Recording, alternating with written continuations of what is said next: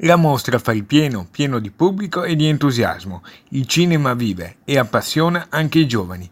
E questo è il messaggio che arriva forte e chiaro dal Festival del Lido oggi a Giro di Boa, con numeri più che lusinghieri.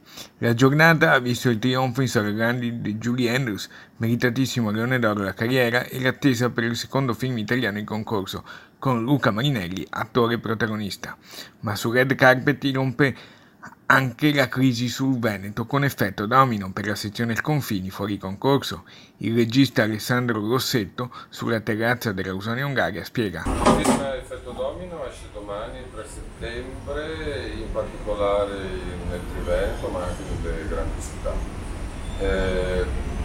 Effetto Domino è un racconto corale di una vicenda imprenditoriale che ha un tracollo, e la caduta del primo tassello di questo grande progetto genera appunto un effetto domino sull'intorno. Diego Ribon veste i panni del protagonista della storia.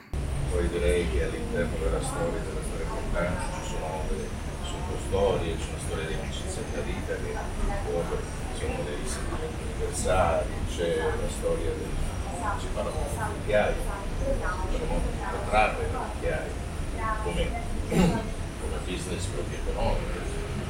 Quindi c'è un insieme di cose che fa sì che questo film è un film che è girato in un luogo preciso, è una storia che appartiene al mondo. In scena anche Marco Paolini e Lucia Mascino. Un senso di responsabilità lo percepisci, che ci sarebbe in ogni caso, però come dire, empatizzi con una realtà. Ecco, quindi l'emozione forse era quella di empatizzare con qualcosa che c'è e poi di portare un proprio contributo di invenzione per dare coerenza dei personaggi e a una storia che comunque è complessa. Conclude Marco Paolini. Inventiamo una storia, Sì. inventiamo una vicenda verosimile, plausibile,